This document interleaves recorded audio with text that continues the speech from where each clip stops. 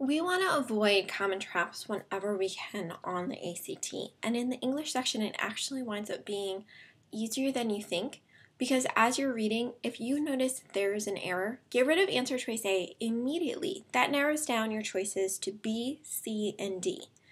You could just go right to answer choice B and check to see if that works, but there's actually a more streamlined approach to use. So looking at this first question, we start off at the very top. For many years, my high school has offered a foreign exchange program. This opportunity enables students to spend a year in another country. Immediately, you are going to have the opportunity to see that there's an error. That comma is separating two independent clauses, two separate sentences. So that's not allowed. You need a period or a semicolon or a comma and a fanboys, but the way it's placed right now, that's actually what we call a comma splice. So answer choice A is gone. Next, we could go to answer choice B, but it's actually the longest option. We want to go to the shortest option to see if that fixes the error. So what looks the shortest is answer choice D. So we plug it back in. For many years, my high school has offered a foreign exchange program. It enables students to spend a year in another country. There's no punctuation whatsoever there, and it doesn't change one of the clauses to be dependent, so it's not going to work either.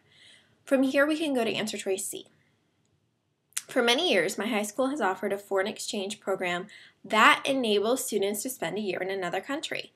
That's perfect. That's all one independent clause rather than two separate independent clauses. We don't need to read answer choice B. Answer choice B actually winds up being longer and grammatically incorrect. We save ourselves time and energy by focusing on the correct answer and disregarding anything that is longer and isn't going to fix the actual problem that's presented. And again, this problem is it's a run-on sentence, and what we have is a comma splice.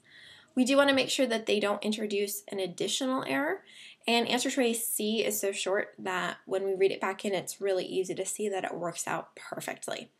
In less than 15 minutes, you can actually check to see what your projected score would be, and you can practice using questions just like this one. So you get a written explanation, and then if you were to pick any other answer choice, we explain specifically why the answer choice is incorrect. So here we were correct, and it tells us that we did a good job. This choice uses the relative pronoun that to create a modifying clause describing program. So we don't have the issue of the run-on sentence. So come on over to Grokkit. You can go ahead and take that English diagnostic, see where you're at, and then you can use solo practice or group practice. You can also customize a study plan as well. We hope to see you soon.